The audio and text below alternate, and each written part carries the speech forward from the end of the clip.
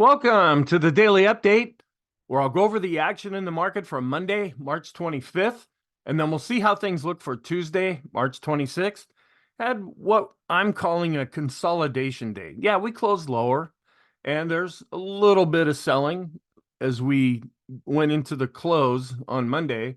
But for right now, things are looking fairly positive. We're holding it together for right now. We're still above longer term resistance.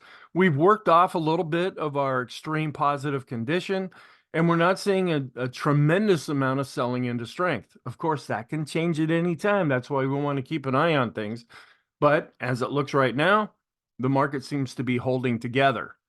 Please note that there is a video on my YouTube and Rumble channel that talks about the proposed program that I'm hoping to launch in June. I will be putting together another video over the next few days, most likely, to go into a different part of what I will be covering in the program.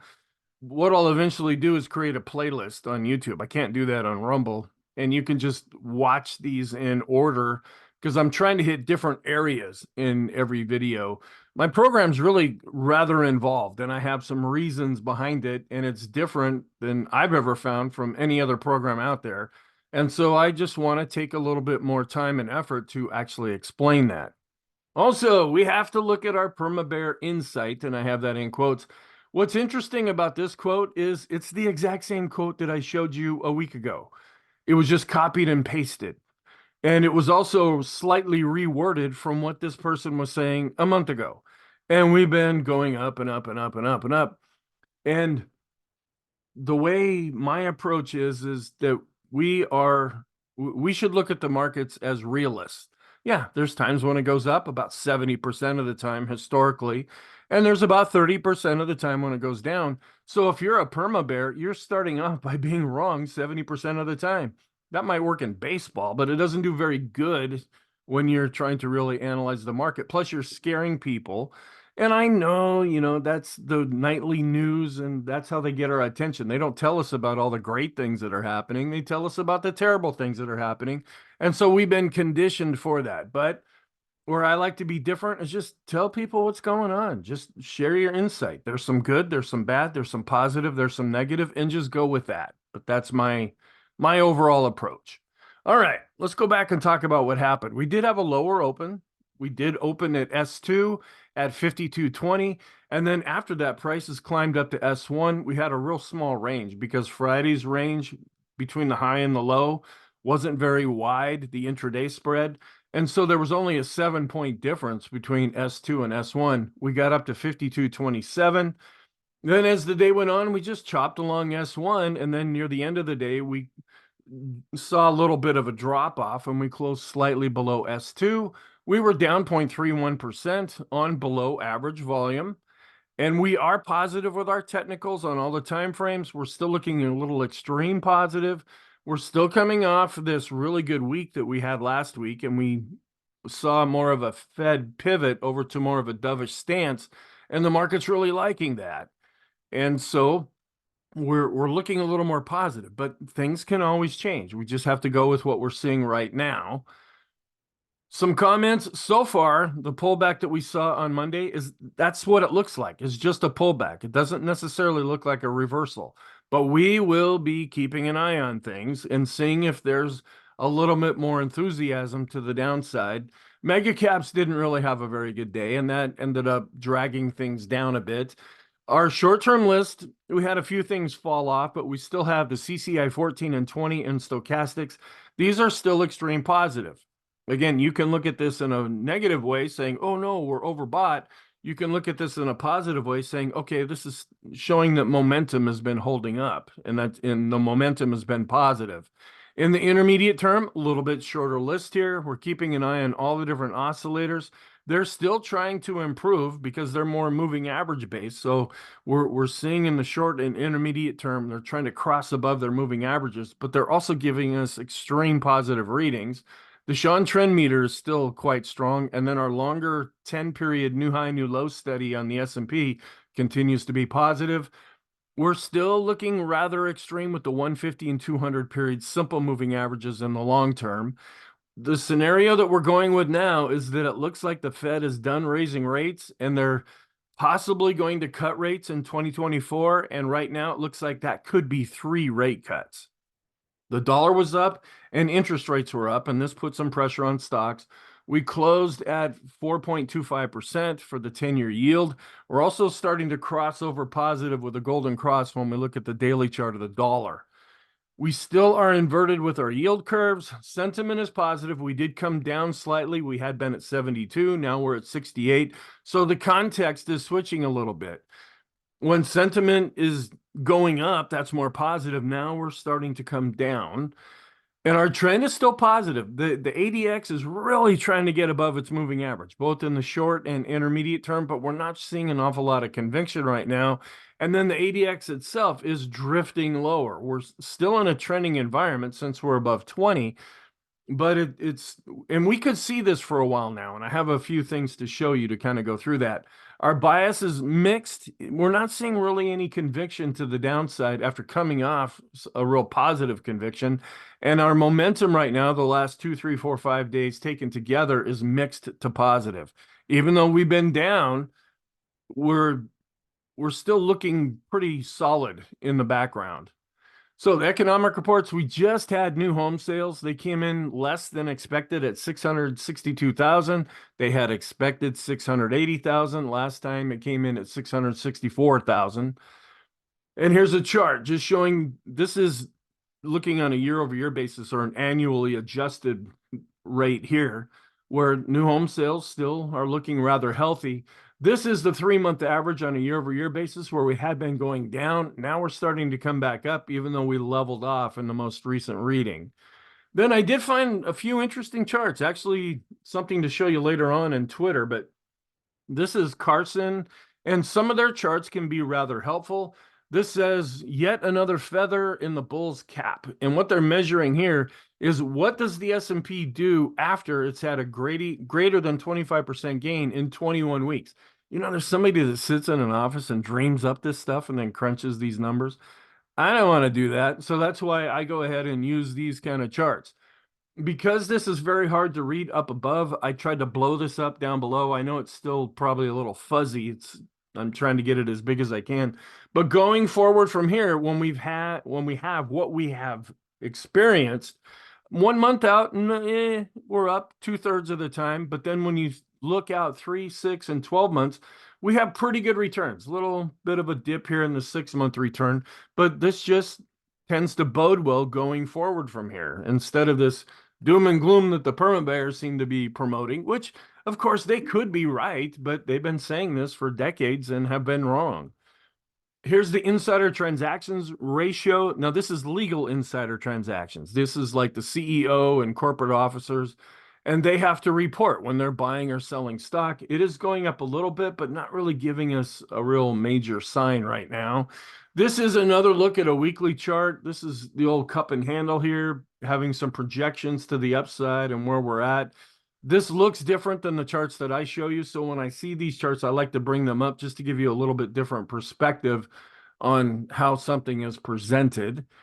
And then this is the looking at the next 12 months, or NTM, looking out the PE premium relative to the SPW, which is the equal weight, where this is something that we see from time to time. When looking forward, just looking at the S&P, we're up at around 21. So we're above that 20 level, and that's what I go over in the intermarket analysis video. That's when I break down S&P valuation, where we're looking overpriced or expensive on a historical basis. Well, this is showing that we're also looking overvalued on a forward-looking basis, but the market can remain that way, and it can use anything it wants to justify that. But at some point, the market may decide that this needs to be dealt with. When you take the equal weight S&P 500, it's still under that 20 level, and it's above that 15 level, so this is more in the fairly priced category.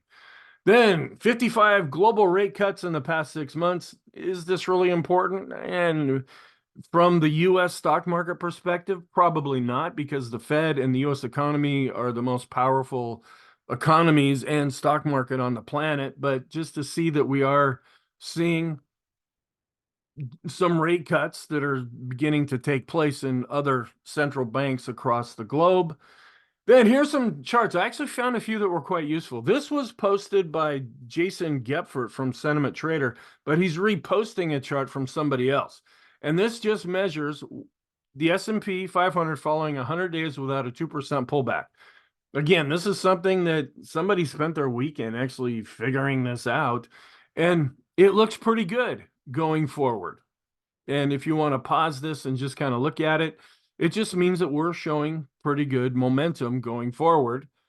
Here's another one showing that the S&P streaks without a 2% decline from the closing high. This just shows the number of times that happened. And this is a pretty rare event. And if you go back and look at other times, this typically has been more positive for the market going forward. Then here's another post from Sentiment Trader, and he has a fantastic website with a lot of really unique indicators, but he really locks them down quite heavily. So unless he posts them on Twitter, I really can't show them to you. Says with the significant number of stocks, economically sensitive sectors like consumer discretionary, and that's been a frustration for what we're watching right now, but they're showing some improvement when you look at it by itself. It's just not really outperforming when we compare it to staples, and that's the ratio that we follow along. The financials have been doing well, and industrials have been quite strong lately. These are all registering highs simultaneously. The uptrend in the world's most benchmarked index should persist. This is the S&P 500. Indexes rarely peak when participation is broadened like now. This just means that we're seeing good, solid strength across the market. Yeah, we might pull back. We might see some profit taking.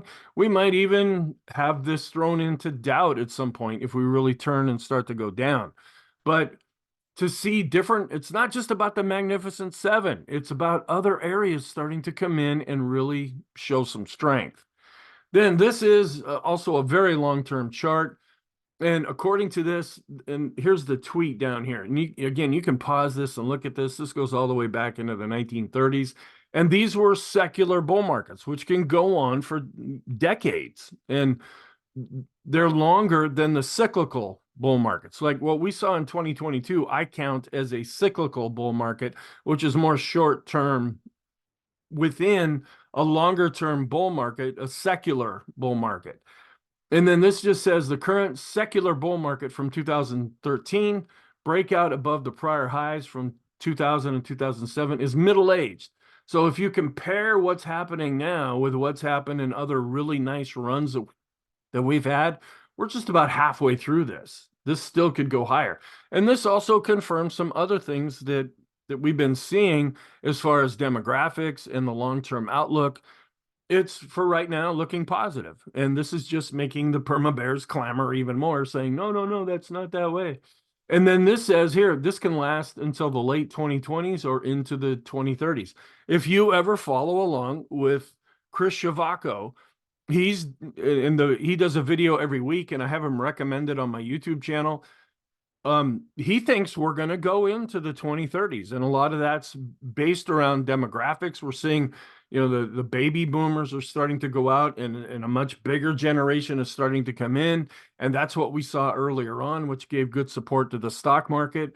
Well, this is kind of saying that same similar thing here, and you can reject that. That's totally your opinion, but when you look at this on a bigger scale, it's looking okay for right now. Now, the one thing that we want to be aware of is when we try to apply human logic to stock market logic, because the two may not really line up with each other. But usually, when you look at this in the bigger picture, human logic and stock market, they tend to be closer to each other. It's just more in the short to intermediate term that it can get completely out of whack from each other. This is also based from the Financial Times, another tweet that I ran across that says, and this is something to be aware of, insider selling in tech stocks has hit its highest level in 3 years. And I don't care about the 3 years part, but we are seeing this going up as the tech sector. This is the NASDAQ, which has been doing quite well. We are seeing some insiders, these are legal insiders, that are selling. Now, it could be that their stock options are expiring. It could be that they want to buy a new house. It could be that they want to start a business. Who knows? But just something to be aware of. When you see some selling into strength longer term from people that really know what's going on, we just want to know about that. And then this is actually a screenshot from YouTube. It's not even from Twitter. I was fiddling through YouTube watching some crazy videos. And there's a video that I ran across where the guy goes through cycles. We have what is this, 18-year a cycle, a 12-year cycle, and a 20. I've tried to study cycles and I just end up blah, blah, blah, blah, because it's like, what are you going to pick? And well, he's kind of settled on these three. I guess this is Alan Raminick. Okay. Never heard of him before I saw this video. Don't know if I'll watch any more. But he's seeing where these longer term cycles have been going in the same direction at the same time. And this is more about the middle to latter part of March. And where we're at right now is the current time. And so the fact that we might be seeing a sideways market would be confirmed by what we're seeing with these cycles. And then we might see a little bit of weakness as we get a little bit deeper into April. You can take this and go, wow, this is cool, or you can throw it away. It's up to you. I just ran across it, so I want to make you aware of it. All right, intraday, not an awful lot happened. That's why I'm spending a little bit of extra time on some other charts. Well, we came down to S2, tried to get up to S1, then we fell back down below S2 going into the close. Not an awful lot with the intraday session, pretty flat, pretty quiet, and it may stay that way. And also, Friday, the market will be closed in observance of Good Friday, so it's going to be a shortened week as well. We're still hanging in there, okay.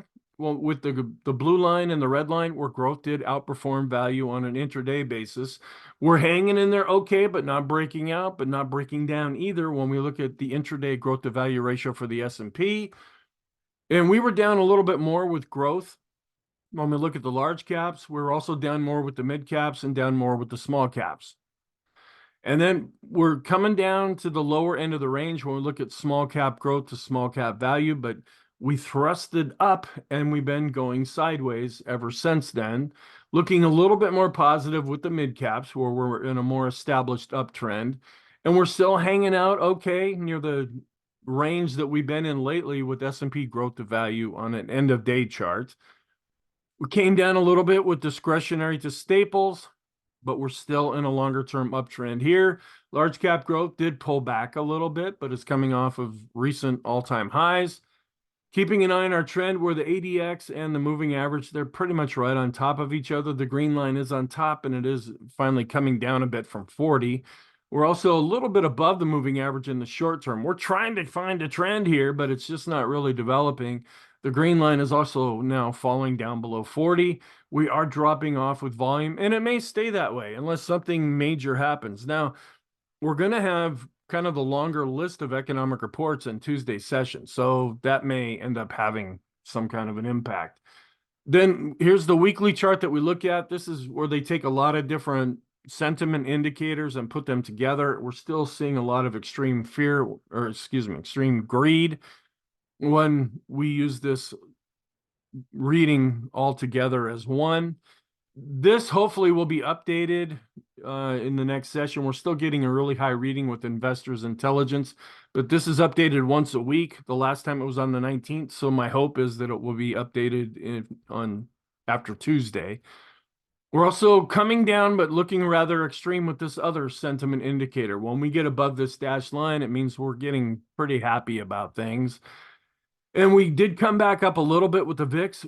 The interesting thing here is we have been able to break below the series of higher lows that have been set. Even though we're coming back up with the VIX, we finally broke below that, and we came up a little bit as well with the bar chart. We ticked back up after getting a very low reading with the VIX of the VIX. And so this also is pretty much flat on a closing basis, but the bar chart ended up going up just a little bit. We are keeping an eye on the skew index. This is like the VIX, but it looks at out of the money options. We're up into this red area, so the market is expecting some kind of a big move. Now, we may not get it, but that's what they're expecting for right now based on different options activity. We don't know if this is going to be an upward move or a downward move, but they are expecting some kind of a move. The VIX is continuing to go down as far as its momentum, where it had been going up since the early part of December. Now it's been trailing off as stocks have been going up. And the equity put call ratio, it did tick up with the slight down day on the daily chart, and we're continuing to go up with the 5-period equity put call ratio here. So that's slightly negative. The volatility risk premium with the down day, we're coming up into the higher end of this range, but not seeing a really big change. Our advanced decline line, yeah, we came down based on price and volume, but we're still holding up fairly well now. The new highs, new lows has our 5 period still pegged at the top. We're flattening out with the 10 period, and we're seeing a drop off in the new highs since we didn't set a new high with the S&P. We're still looking okay here with the advanced decline ratio, and we're back to setting this series of higher lows with volume. And that's just showing over a period of time. We're seeing more solid support when it comes to the advanced decline line. Accumulation distribution, something to be aware of. We're coming right down and starting to drop below the moving average. This is something that I pointed out in the What to Watch video. We actually ticked up a little bit with the Chaikin money flow, but we're continuing to decline, and we're below a declining moving average. We're dropping below zero and actually turning negative with the Chaikin oscillator. So looking at our advanced decline line studies for the NYSE common stock, we were pretty much flat. We declined slightly with the S&P, flat with the mid caps, and declined with the small caps. Here's our daily chart where we came up to this pivot point here, and now we're starting to come back down. If we continue to fall, we'll be watching this other pivot level, which is going to be pretty soon rolling over into a pivot point for April. And below, you can see where volume was below average. We're still extreme positive, but coming down with the CCI 14 and the CCI 20. We're still above the 20 period moving average study that we have here. We're watching this in case we do see a decline. Is this going to provide support? We're also coming down with our 20, 50, and 200 period moving average study. And we're declining, but still positive with the force index. We're no longer extreme in the short term with the stochastics, declining, but still extreme in the intermediate term, and actually continuing to go up in the long term. We're no longer extreme with the standard deviations chart. We're in the +2 channel. Intermediate term, we ticked back up slightly with the balance of power after it had dropped below zero. We're turning more neutral now with the go-no-go system, where it's a lighter shade of blue. We're still hanging in there and above the midpoint with the highest high value.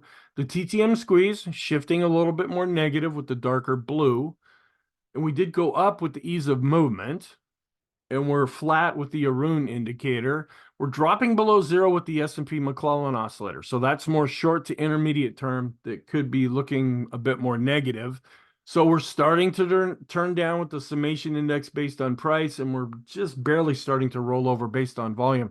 These are two completely independent indicators of each other. That's why sometimes you see a little bit of deviation here. We're barely dropping below zero with the NYSE McClellan oscillator, but we're not seeing anything real strong, at least yet. So we're just starting to roll over based on price. We're still going up, but could be getting ready to roll over based on volume. We're turning down slightly with the Swenlin trading oscillator based on price and volume, but we're still above zero. And we're still trying to get above the moving average here with the PMO. We rolled over a little bit based on price, but still barely above the moving average. And we're still a little bit more comfortably above the moving average looking at volume. So we saw a little bit of a decline with the PMOs that are rising. We came down slightly with the buy signals, rolling over just a bit after being extreme with the PMOs that are above zero. We switched over to neutral for the Elder's Impulse system for the S&P. We're still positive with the parabolic SAR, and this is an indicator I'll be watching. If we do have a down day, are the dots going to change and go on top? That would be more intermediate term negative. But for right now, we still remain positive. The slope oscillator's really flattening out right now. The MACD flattening out a little bit above its moving average. So we're seeing a little bit of an improvement in the short and intermediate term. We're kind of a little bit here with the tricks, trying to come back up to its moving average, where we're still looking a little more negative with the KST. We're still above all of the plotted moving averages that we'll be looking at for support if we start to decline. The bullish percent index really didn't see much of a change. So for right now, this is leaning a little bit more positive. We're above 70, that's extreme, but as long as we continue to go up, that is positive. And we're continuing to go up with the NYSE bullish percent index, and we also are advancing with the NASDAQ 100 bullish percent index. The money flow ticked up a little bit and it's still above 50. The ultimate oscillator was flat and still above 50. We turned up slightly with the vortex, so that's showing a little bit of an improvement there. We came down with the RSI 14 and 9, but nothing necessarily drastic at this point. We came down with on-balance volume, but we're still above the advancing moving average. We declined with our 20-period moving average study with those stocks inside the S&P after getting a pretty high reading. And we also declined with the 50-period moving average after showing some improvement here. We're going to keep an eye on this. But when we look at the 100-period moving average study, we're still showing good, solid strength. This is an extreme positive reading, but the fact that we're consolidating a bit and this is still giving us high readings is more positive. And we're also coming down a little bit, but looking okay with the 200-period moving average study. The Copic curve is trying to go positive, but it's pretty much on top of its moving average. The Sean trend meter is turning down, but still extreme positive. So we're looking a little more doji-ish right now with the Heiken Ashi, and that's a dark candle. That's a little bit more negative. Where the Kagi is positive, but now starting to point down. So it's positive with a negative slant. The Renko just seems oblivious to any kind of pullback here. And the 3-line break is still looking positive. We're still above this blue trend line here. We closed just about on that. Now, this shows that we've had a really solid upward move. If we close down below this, it's probably going to be the 20-period moving averages underneath these levels that we look at for support. And it looks like now we are, in fact, in a new 50-day cycle. Is that going to mean something? We were really solid in this 50-day cycle. Is this going to mark some kind of a change? Again, I don't use this to make decisions, but we just want to be aware of this. And we're still above this longer-term resistance level, which the longer we stay above it, if we start to come back down, this may end up being a support level. We're still looking extreme, but we're declining slightly with the 150 and 200 period simple moving averages. We're still positive across the board and all the different time frames with the Keller market model. We're still looking more positive, except in the long term with the decision point scorecard. And we only had one alert that was triggered, and that was Canada. Oh, Canada. They crossed above 22,000, but nothing was triggered in the U.S. markets. We're still hanging in there okay with the equal weight compared to the S&P 500 weighted index, and down just a little bit since the mega caps came under a bit of pressure compared to the broader market. We did drop below this pivot level for the Dow. It was down and under a little bit more pressure, but we still remain neutral with the diamonds when looking at the Elder's Impulse system. The NASDAQ, and this is really hard to read because we're getting near the end of the month and we're going to be drifting over into a new month. But so far, this support has been holding. We actually fell down a little bit below this pivot point right now, where we were more, at least I was more optimistic that we were able to close right on it on Friday. Now we dropped a little bit below it. And we're seeing kind of that same thing with the NASDAQ 100. We still are positive, though, with the QQQs when looking at the Elder's Impulse system. We're trying to turn more positive with the momentum for the NASDAQ 100, but we still haven't decisively crossed above the moving average. We're still above the 20-period moving average and the 50 and the 200 for the QQQs. And, of course, the small caps had to be down. Couldn't, for heaven forbid, break out of this range that they've been in. Now, I seem cynical. You think maybe I own a position in this. No, I don't do this. I just watch this. I just know that a lot of people put some real hope in the small caps. They went with historical patterns to see the January effect, and they rode this nice little wave up only to see a lot of frustration after that. I'm feeling your pain. All right. We are still positive with the Elder's Impulse system when looking at the small caps. We did decline here with the Russell 2000. We're still above 50 with the RSI. We're still seeing a longer-term uptrend. And after showing some improvement with the momentum, now it's starting to turn back down below the moving average. The mid caps did decline. Looks like we're hitting a little bit of overhead resistance at this pivot point, but they were virtually unchanged on the day. And they've switched over to neutral with the Elder's Impulse system for the mid caps. Google is holding up a little bit better. It was down in Monday's session, down 0.5%. But after bouncing off the 200-day moving average and getting above the 50, this is showing some improvement. We want to see if that can continue. Apple, it's under some legal pressure right now. It's going to be sued for billions of dollars. And it is in more of a downtrend. And Tesla, it was actually up over 1%, but still is in a downtrend. NVIDIA looking a little bit better. It was up 0.75%. but it still hasn't broken out above this really spike high that we saw once their earnings came out. We want to see if this can get above this intraday level and actually set new all-time highs intraday. The FANG index looking a little more positive. It was actually down, but we're coming up. We've been in a sideways pattern, and we're coming to the upper side of that range that we've been in. The financial sector was down slightly, but still in an uptrend. The dollar is showing some improvement. We're starting to see a golden cross. This could produce some pressure for stocks. And looking internationally, the comparison between the S&P in red and the world index in black, the shorter term correlation is continuing to get stronger, and we're seeing an improvement in the longer term correlation, meaning that they're having more of a tendency to go in the same direction at the same time. We did go up with the 10-year yield. We were down with the 10-year based on price. And then looking at growth of value, we're coming right back up to a declining moving average. When we look at the Qs to S&P, we declined with discretionary to the S&P below a declining moving average. And we're just a little bit above the moving average, but pretty much chopping sideways when we compare large cap growth to large cap value. So the large caps are pretty much flat. We're coming just a little under the moving average with the mid caps, and we actually saw a bit of an improvement, but we're still below a declining moving average with the small caps. This is broader based and longer term, where we're still above zero with the 5-period moving average of the highs minus the lows. We're still pegged at the top, and we have been pretty much for all of 2024, except for this dip. This is also showing that the market is holding up for right now with the 10-day average of the S&P 500 highs minus the lows. So what's our outlook? Please be in mind that the market will be closed on Friday for Good Friday. The technicals are positive. This is what I said for Monday's videos. Right now, this looks like consolidating. We're just slowing down. It's like we're catching our breath, a little bit of a pit stop. But we want to keep an eye on things in case it does turn more negative. We're still above that longer-term overhead resistance. The longer we stay above that, the longer that it may actually turn over into support. And we're wondering where seasonality is right now. We just have not been following that. We will get durable goods, the FHFA Housing Price Index, and the S&P Case-Shiller Home Price Index, and consumer confidence. They're not major reports, but they can still be influential reports. And we want to keep an eye on all the crazy things happening. There was a terrorist attack in Moscow over the weekend that I understand ISIS took credit for, and it's just crazy.